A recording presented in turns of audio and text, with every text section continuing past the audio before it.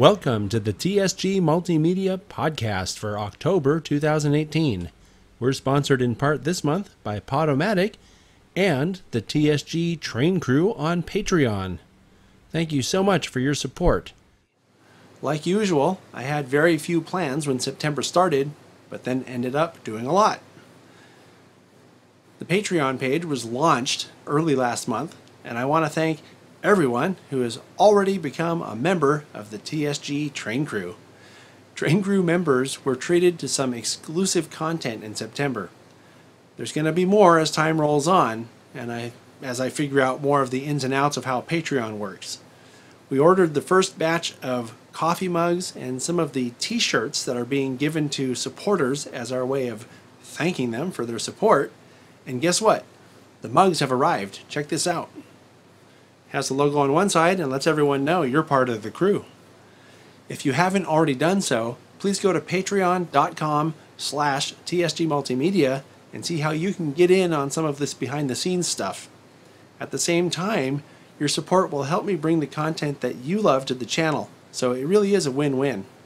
What I hope is that eventually we'll have a large enough number of supporters chipping in small amounts that I'll be able to afford things like better equipment and more out-of-the-area trips. It all adds up, and it all helps, and I thank you. In addition to the Patreon page launch, September was pretty busy with activities. On the weekend of September 8th, I went with my top-secret travel companion to Sonora to document the Western Pacific layout owned by Steve Hayes. I met Steve in person at the Sierra Historical Seminar earlier this year. We've had plans to do a layout tour at his place for quite a while prior to that, so to finally do it was really great. While there, I got to meet some of the regular operating crew from his layout. It turns out that most of the operators from Steve's layout are also regulars on John Zock's Sierra 1955 layout. They seem like a pretty cool bunch of guys. The next morning, we drove through Jamestown on our way home and saw the number 3 dressed up as number 131 with a different smokestack than what it usually has. It looked pretty cool. It was for an event to commemorate the movie Back to the Future Part 3, in which the Sierra number 3 played a starring role alongside Michael J. Fox and Christopher Lloyd. We saw Hunter Lose at the park, and he told us that Gary Perazzo was waiting for the train at the quarry where they normally reverse direction. So we drove down and said hello to Gary as well, and then took off. A couple days later, I went back to the area to chase the Sierra Northern with Gary and Hunter, and that was a really great chase. The Sierra Northern ran a train out of Oakdale all the way to Sonora and then back to Oakdale. The train only goes about 10 miles per hour in most of the way, so it was easy to get ahead of it. It's about a 50-mile trip each way, so we were able to get all the shots we wanted. They even picked up some extra power on their way back to Oakdale in the afternoon, so we got to record a pretty rare doubleheader for part of the day. Pretty cool stuff. Huge thanks to Hunter and Gary for the invitation. That's most definitely going to be a Chasing Trains episode in the future, so look forward to that. On Thursday, September 13th, I drove out to Hollister and spent most of the day with my friends Kevin and Curtis Hill for an episode of Bay Area Day Trips on Channel 2. That episode came out today, by the way, and it's about some of the seismic creep sites on the fault lines in Hollister and San Juan Bautista. Seismic creep isn't some weird guy. It's the slow but steady movement along earthquake fault lines that results in unusual features in the landscape, like a sidewalk that has shifted several inches to one side or the other. This was particularly interesting because Curtis was the sheriff of San Benito County in 1989 when the Loma Prieta earthquake rocked the entire Bay Area. It was 29 years ago this month, October 17th to be more precise, 5:04 p.m. to be even more precise. I was living in the area when it happened, and even though I've been a Bay Area resident most of my life now, I had never heard about how hard Hollister was hit by that earthquake until recently. Hearing Curtis talk about what they went through sounds harrowing to say the least. We've been sort of tossing around an idea of making a video about how that earthquake affected Hollister. I think it would be pretty cool, and I hope we can make it happen. By the way, that episode of Bay Area Day Trips came out on Channel 2 this morning when this podcast went live. I really hope you'll take a few minutes to watch it when you're done here. I really enjoy bringing that series to the public. Another really cool thing I got to do, but had nothing to do with trains, but it's related to the channel at the same time because one of our guest celebrities from Model Railroading 101 was involved. You remember Murf? He's the guy with the wine, right? As one viewer describes him. Well, what you don't know is that he's also a vintner. He makes the wine that he's drinking on the videos, and he's really good at it. He had a bottling party on the 15th. That's where a bunch of people go to his house and help bottle the wine. We're talking hundreds of bottles. He invited me and my top secret wine connoisseur to come see the process. As soon as we got there, we realized that we could help. So we helped for a few hours and had a blast doing it. Murf's wine bottling party is something I think I'll try to do next year too. That night, there was sort of an impromptu running session at the SBHRS, so I took my recently speed-matched SD24 and SD35, the ones I speed-matched on last month's episode of Model Railroading 101, and tested them out on the big layout there. They ran perfectly together. The next morning, I went back to the depot to meet John Wiley and Nice Hands Nick LaRusso to do the live webcast from the SBHRS. As it turns out, this was our last scheduled live webcast on a Sunday. I'll talk more about that in a minute. We had a lot of fun with the live Q&A as usual and talked about some of the things going on at the organization. I try to use the live webcast as a vehicle to talk about the SBHRS because they do some great historical preservation work, and it's a lot more than just model layouts, and I think that's worth highlighting as often as possible. On September 20th, I sat down with Nick Scheresky on Facebook video chat for this month's interview. I met Nick at the engine house of the Nevada Northern when I was there earlier in August. He was in the middle of an internship there when we visited, and let's go to that interview now. All right, so I'm here with Nick Scheresky, and Nick, thanks for joining us. It's greatly appreciated. No problem. Right, dialed up on Facebook this time instead of Skype. Thank you very much, Facebook. So, Nick, I've sort of introduced the viewers to you a little bit. Why don't you tell us a little bit about yourself, the way you see it? Well, my name is Nicholas Scheresky. I'm 17 years old, and over the summer I was involved in an internship program at the Nevada Northern Railway. I've liked trains since I was 2.5, so it was definitely a very fulfilling experience for me, and that's pretty much all I can say to that effect. Okay, which goes with what we were talking about earlier when I told people that I met you at the engine house, actually, the first day we arrived in Ely. There you were. Now, there was another guy there named Lennox that I didn't end up talking to him, but Mike did. And for some reason, I always remember that name. Lennox? Yeah. It's an unusual name. He's a very memorable person. Yeah. Was he an intern there, too? No, he's an employee. He's been there since he was like 8. Wow. He's like 15 now, and yeah, he works there. Very cool. Part-time. All right. So you're a senior in high school then, up in, Bend, Oregon, right? Mm-hmm. Yeah. Well, I live in Bend, but I'm actually going to high school in Redmond this year. It's complicated. But how far away is that? 20, 25 miles from here. Okay. Yeah. Do you take so it's like a 30, 35 minute commute every morning. I was going to ask you if you take the train. I know there's not a train for that. So no, yeah, I wish. Yeah, I'm just being a smart aleck now. So the question I have for you then is, what exactly did you end up having to do in Ely when you were working there over the summer? Well, I did a lot of things that I expected to do and did a lot of things that I didn't expect to do. I got there the first day, and Mark's like, well, I'm short a brakeman tomorrow, so let's put you right on the train. I'm like, oh, boy. Oh, that's neat. So he just put me right in there with it. So that next morning, I was right on to braking. I was assuming that I was going to have to go there and, start with sweeping or something like that. And I did eventually end up doing that. It was just kind of out of order. I started on the train, then I went down and worked in the shop with the shop guys doing general maintenance and cleaning down there and stuff. Worked track for a little bit, doing track maintenance and weeding. And yeah, they had me doing all sorts of cool stuff. I know that you were there as an intern. Now, is that a paid internship, or how exactly does that work for people who might be interested, right?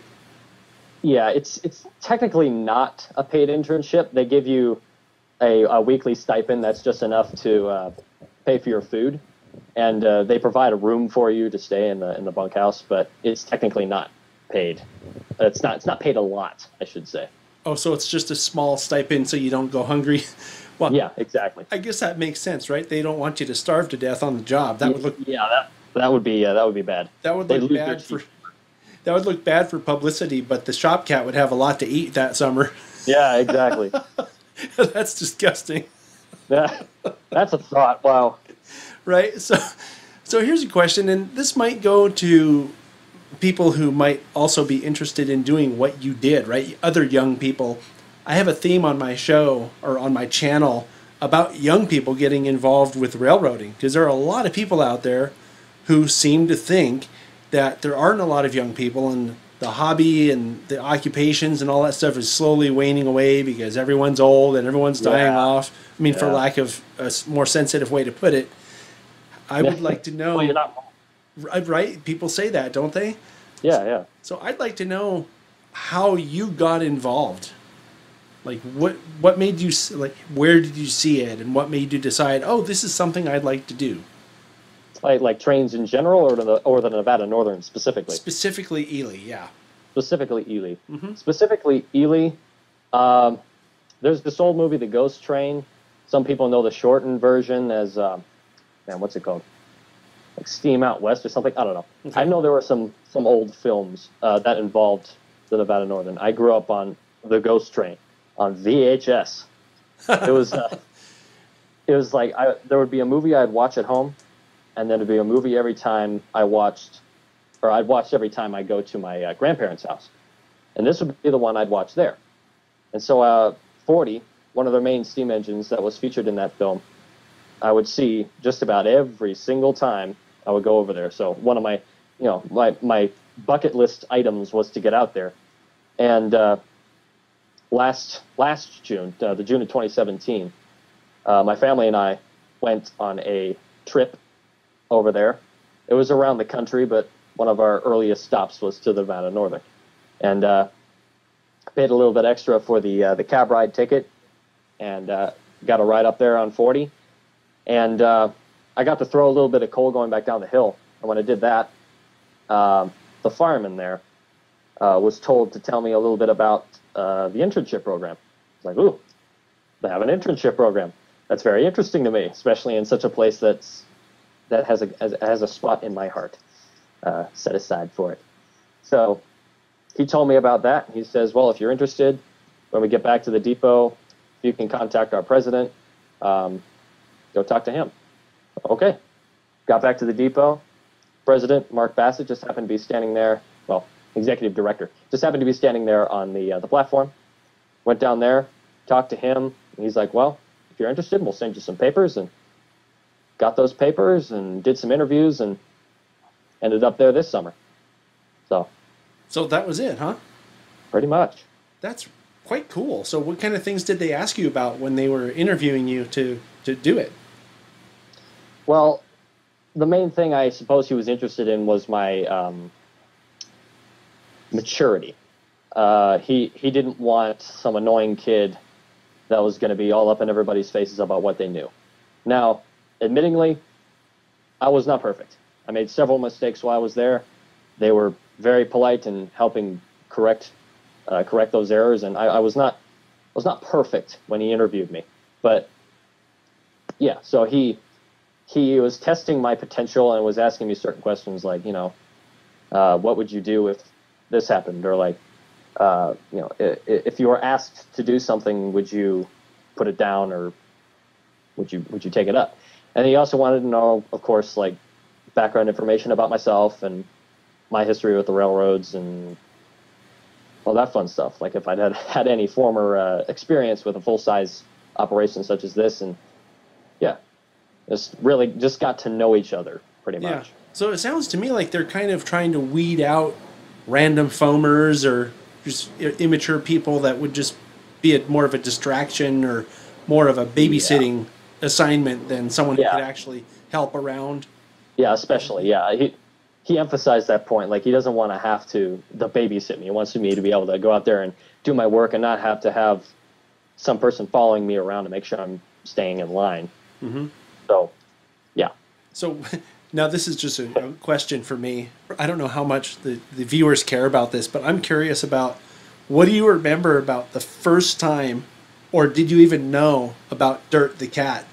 Like, did he just show up one day and you're like, oh, there's a cat in here. What do I do? Or did you know when you went? No, the first time I heard of and saw Dirt the cat was when we, I don't know if we got the shop tour, but we were told that there was a shop cat, I believe, when we went on vacation last year.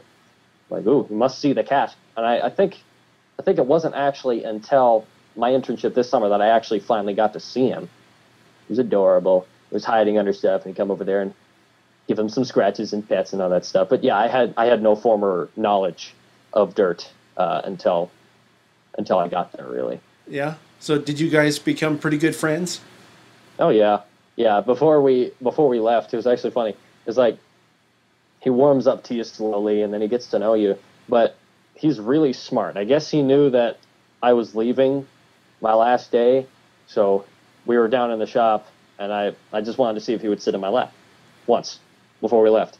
And Mike Hughes, another one of the employees, was there, and I finally got Dirt to sit in my lap, and he's like, in all my time here, I have never seen him do that. Oh, so he did like you, huh? He did like me. Yeah. Got him to sit there, got some pictures, and yeah, it was good. He's Dirt, adorable. Yeah, he is. He's a really nice kitty.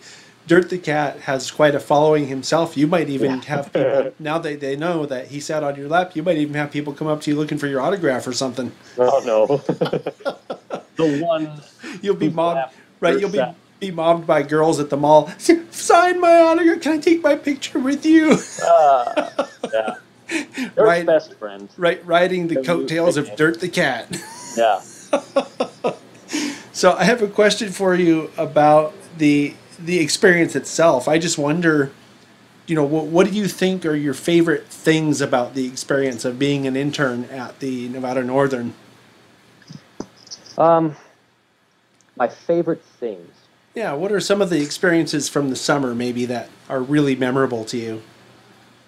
Well, really it was just the parts of the whole experience that I'm looking for. Like, so how it helped me to mature as a person, I found was very helpful, was very respectful, especially like all the guys there were, they will come across as mean sometimes, but they have all the intent of just teaching you how to do things safely and in a mature manner. And I definitely enjoyed, of course, being able to run 40 a little bit. They actually let me run 40 and fire her on one of her trips, and that was great. But really just having people that are there that are not afraid to point out your flaws and will alert you as to how to correct them. Okay. In an efficient manner. So it's kind of a socialization process, sort of working as part of a team type of thing? Absolutely. Okay, very cool. So we're probably going to wrap things up here pretty soon, but I do want to know if you have any plans of going back. I do have plans. I was offered a job to return as a fireman, and we'll see how it all pans out. If I end up back there, that's great. I do intend, even if I don't get hired there, I intend in the future, once I get a job, if not there, to go out there and volunteer. A lot of great guys out there. I just love working with them and being in such a historic place. So, yes, I do have tentative plans, and I might even end up there as an employee, but we shall see. Sounds great. Well, I'm always looking for an excuse to get back out there, too, someday, since I went. Right. One of the things, and I don't know if I told you this when we were talking in the shop there, but I had wanted to go out there for quite some time, and to finally get to go out there, and it's satisfying. Right, I enjoyed myself so much that I'll be looking for an excuse to get back out there again someday. So absolutely, it's a great place. Right, we're in touch now, but maybe I'll see you again back in Ely someday. Maybe that would be cool. All right. Well, thank you so much, Nick, for taking the time to talk to us. I'm sure that the viewers will enjoy this. And no problem. Thank you so much.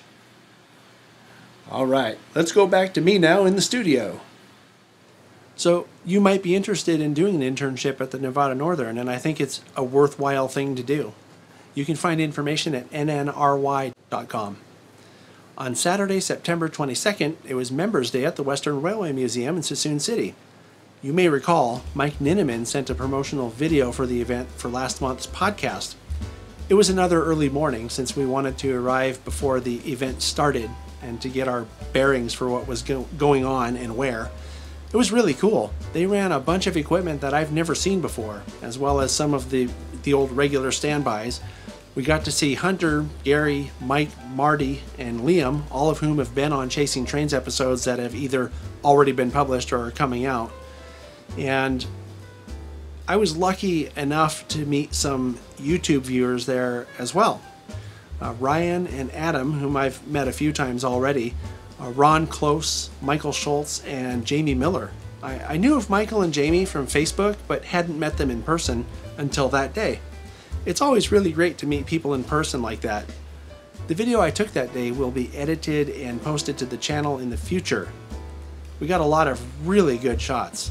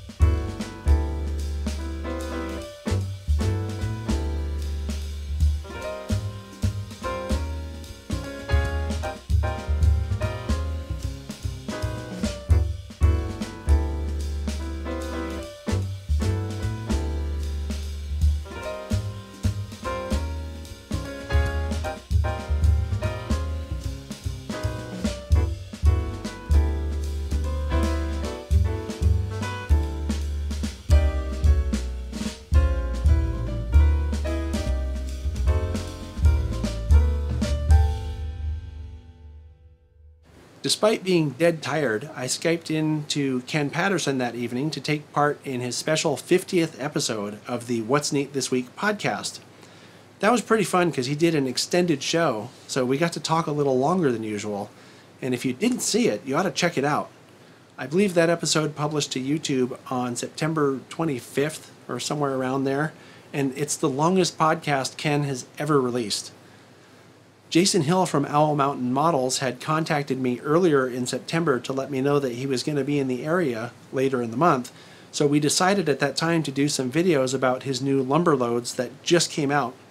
So on September 28th, I hosted a production day here at the studio with him. We recorded an episode of Product Spotlight featuring his lumber loads, which that episode will be out next Friday.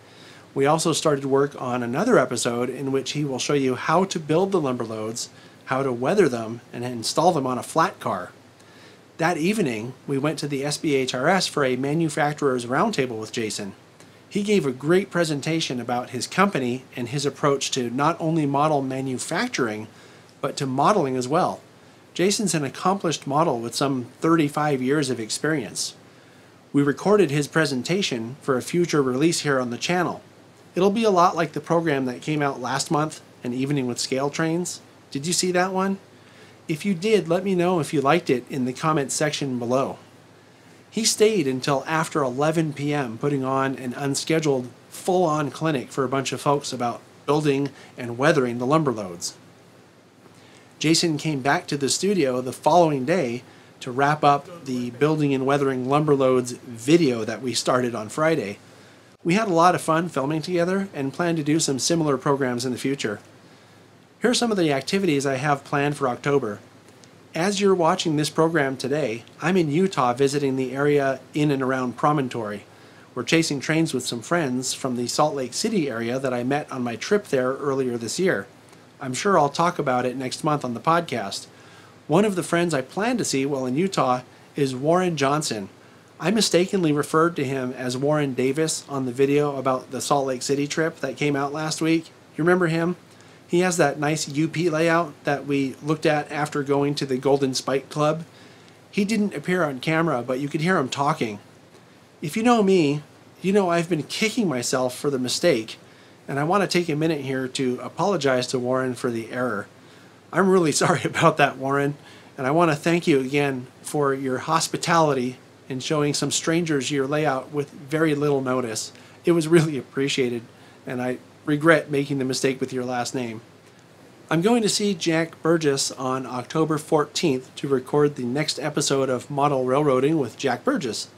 I haven't seen him in a couple months, so I'm really looking forward to it. It's always a lot of laughs when we get together. Later this month, I'm going to do an interview with Dan Lieberman from Caltrain to talk about their ongoing electrification project on next month's podcast. That should be interesting. I'm going to go to the California State Railroad Museum later this month. I've talked about this before. I haven't been there, other than to go inside the gift shop to see which TSG DVDs they had for sale. I can't believe it, but this will be my first time actually in the museum, so I'm really looking forward to that. That's pretty much it for things already planned. I guess we'll just wait and see what I end up doing, and I'm sure I'll talk about that on next month's podcast, and it'll be a lot more. Let's talk about some of the upcoming events at some local organizations here in the Bay Area now. The Carquinez Model Railroad Society is having an open house next weekend, October 13th and 14th. They're located in Crockett, across from the CNH Sugar Factory. You can get information at cmrstrainclub.org. Starting October 19th and running Fridays, Saturdays, and Sundays through October 28th, it's the Haunted Train at Ardenwood in Fremont. Visit SBHRS.org for more details, and moreover, go to this event. It's one of their most important fundraising activities all year. On Tuesday, October 30th at 6 p.m., the San Leandro Historical Railway Society in Thrasher Park in San Leandro is having their annual Halloween train show. I haven't been to this one, but I've seen photos of it, and it looks like a great event, especially for kids. Check out slhrs.org for more info. The South Bay Historical Railroad Society is having their fall open house on the first weekend of November. So that's November 3rd and 4th. This is one of the best train-related events in the Bay Area, so mark it down on your calendar. I'm trying to think of a way to do a special video or a series of short videos from the event. If I do, it might be possible for you to drop in and say hi to all the other viewers. I expect we'll have something more to say about that on this month's live webcast in a couple weeks. I'll talk about the live webcast in just a minute. And finally, Shake, Rattle, and Roll continues at the San Diego Model Railroad Museum. This exhibit is about modern-day graffiti being put on scale models, and it features models from artists all across North America. It runs all the way up through November 16th. Before I start talking about the scheduled programs for October, I want to talk about an unscheduled program I want to do. You know I started the Patreon page for people who want to support the channel financially. Well, I know that a lot of viewers aren't in a position to do that, and it's okay. So I've been thinking about all the ways the channel can be supported by people who enjoy it, including a bunch of ways that don't even cost a dime. Now, I don't know if I'm going to do this as a live webcast or a produced and edited program, but I'm pretty sure that I don't want to take up a regularly scheduled slot for it. I wanted to do it in September, but I simply ran out of time, so be on the lookout for it at some point in October. Next Saturday, October 13th, this month's layout tour. It's the Western Pacific in 1967 with Steve Hayes that I talked about earlier. It's a rather large private HO scale layout that represents the Western Pacific all the way from the Bay Area to Salt Lake City. You won't want to miss this one. It's a cool layout. On October 20th, it's the return of Chasing Trains. Instead of sitting here talking about it, let's just watch the trailer. Been seeing a lot of trains so far on this trip. What are you doing? Are you mimicking me? Okay, kids are having fun in the back. I'm sorry. Let's go get some coffee. I'm addicted to coffee and Mike's addicted to Denny's. That's Noah's Ark. We're gonna go to Denny's.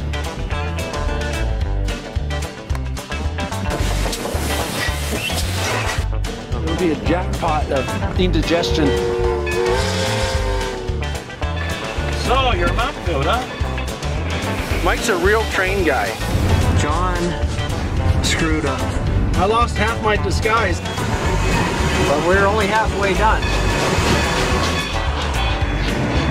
This is what Chasing Trains really is about. And all the patrons are going to be waving and screaming and yelling as they go past us. Probably some naked people flashing the... Naked people. We'll get some moonshots. Stay tuned for the naked people. It's going to be wonderful. Thank you very much. This was a great trip, and I loved reliving it during the editing process. I think you'll like it. Anyway, at noon on that same day, October 20th, it's the next TSG Live Webcast from the SBHRS. Saturdays are regular open to the public days at the depot, so who knows what might happen. Maybe we'll talk to some other members as well as the regular live crew. Join us and we'll find out together. Should be fun. On October 27th, the next episode of Model Railroading with Jack Burgess is scheduled to come out. He's going to talk about multi-deck layout design. That should be a good one. Okay, I think that's about it for this episode. Please visit the Patreon page and consider supporting the channel. I did the math on the $2 a month support level. It's about 8 cents a day. When you put it that way, it sounds pretty cheap, doesn't it? It'll go 100% toward producing content for the channel, and it will be appreciated more than you know. Thanks again, and I will see you next time.